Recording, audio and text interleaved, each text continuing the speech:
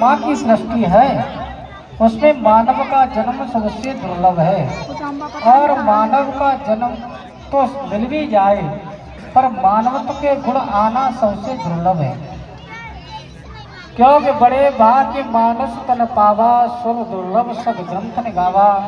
वेद पुराण शास्त्र सब कहते हैं कि मानव, रसखान जी ने भी अपने शब्दों में कहा है, मानस हो तो वही रस खान बसो, गोकुल गाँव के ग्वारन जो पशु हो तो मेरो, चरो नित नंद की धैन बजारन, जो खग हो तो बसेरो करो, बिन कालंद्री कूद कदम की बंदो।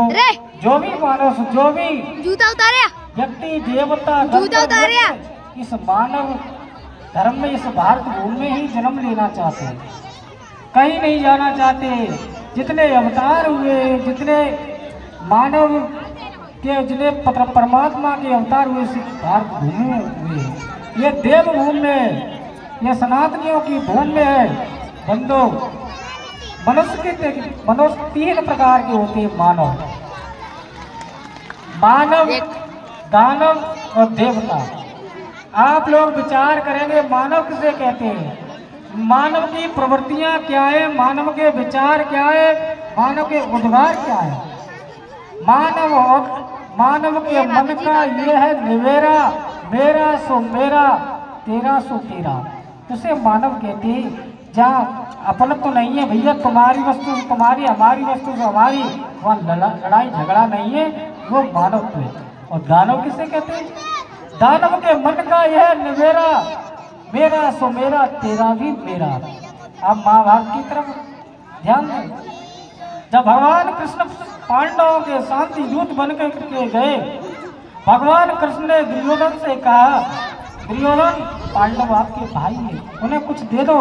पांडव के दुर्योधन कहता है, मैं पांडवों को बिना युद्ध के सुई की नोक के बराबर भूमि नहीं दूंगा। यही तो दानव है। और देवता किसे कहते हैं, देवों के मन का यह है निवेरा, मेरा तेरा सो तेरा, मेरा भी तेरा। यह भी महाभारत की तरफ देखें, जब दुर्योधन मरणासन अवस्था में पड़ा हुआ था और वो अपनी माता से कहता है, माता मेरे बचने का कोई उपाय नहीं मिल रहा है, कोई उपाय हो तो बताओ। माता कहती है, तू धर्मराज के पास जाओ तो तुम्हारा उपाय मिल जाएगा।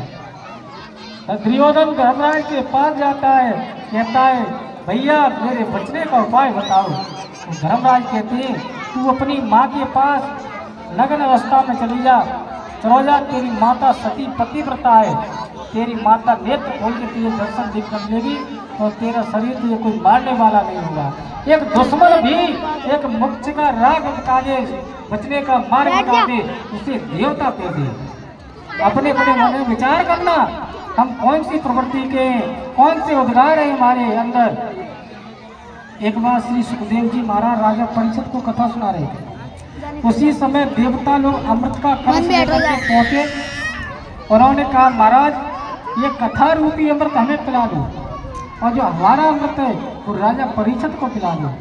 राजा परीक्षित ने कहा कि गुरुदेव इसके भाव बताओ, इसके अमृत पीने से क्या फायदा है और कथा रूपी अमृत पीने से क्या फायदा है।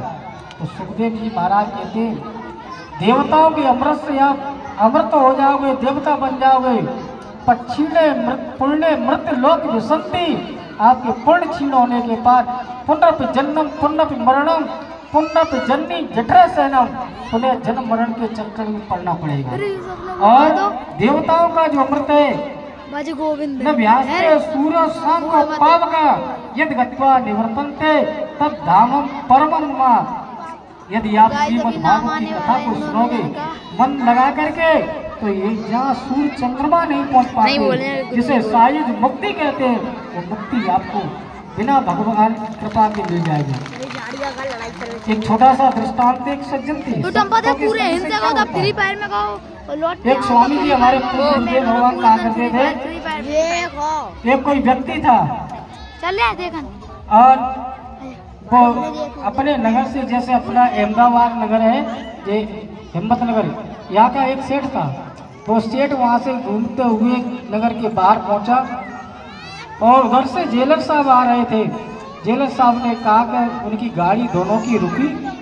गाड़ी रुककर जैसे ही रुकी तो उनका पर्चा हुआ कि आप कौन हैं? यानी कि हम हिम्मतनगर जेल के जेलर साहब हैं। आप कौन हैं? हम हिम्मतनगर के नगर सेठ हैं। बंदो वो जेलर साहब बोले कि सेठ जी बोले कि हम कुछ सेवा जेल हमने जीवन में कभी नहीं देखी है, मेरा मन करता है एक बार जेल देख के आए। जेलर साहब बोले तो कोई बात नहीं, देखे आप। तो जेलर सवेरे सेठ जी पहुंची, देखा जेल में सारी व्यवस्था है, खाने पीने रहने सहने की। तो उन्होंने देखा यहाँ पंखा की व्यवस्था कम है, तो सेठ जी ने पंखा जेल में लगवा दिए।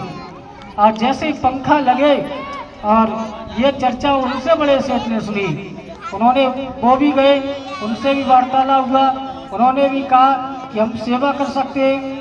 तो बंदो उन सेठ उन्होंने भी पानी की वीआईपी व्यवस्था कर दी। और जो सबसे बड़ा नगर सेठ था, जिसे महान सेठ कहते, उसने सुना कि बंदो कि इसने छोटे से सेठ ने ऐसे छोटे छोटे दानदाताओं ने इतना कर दिया, तो हमें भी कुछ करना चाहिए। पर बंदो जैसे ही उस व्यक्ति ने वो गया, जेलर साहब से मिला, उन्होंने कहा जेलर साहब हम कुछ धर्म कर सकते हैं? उन्होंने कहा जेलर साहब ने कर सकते हो, सब पर इत सरस धर्म ने भाई, पर पीड़ा सब नहीं अदमाई, सब कोई सेवा कर सकती है। बंधु इतना कह करके जेलर साहब ने वो चले गए। शाम को सेठ जी आए, उन्होंने सारे कैदियों को भगा दिया, सारे कैदियों को बंधन से मुक्त कर दिया, जेल के फाटक तोड़ दिए। अब ये चर्चा जब जेलर साहब के पास पहुंची, जेलर साहब भजते भजते हुआ आए, उन्होंने देखा सारे कैदी भाग चुके और वहाँ कोई नहीं है, केवल सेठ जी घूम रहे हैं। सेठ जी से पूछा कि सेठ जी आपने देखा ये कैदी किसने भगाए? जेलर साहब सेठ जी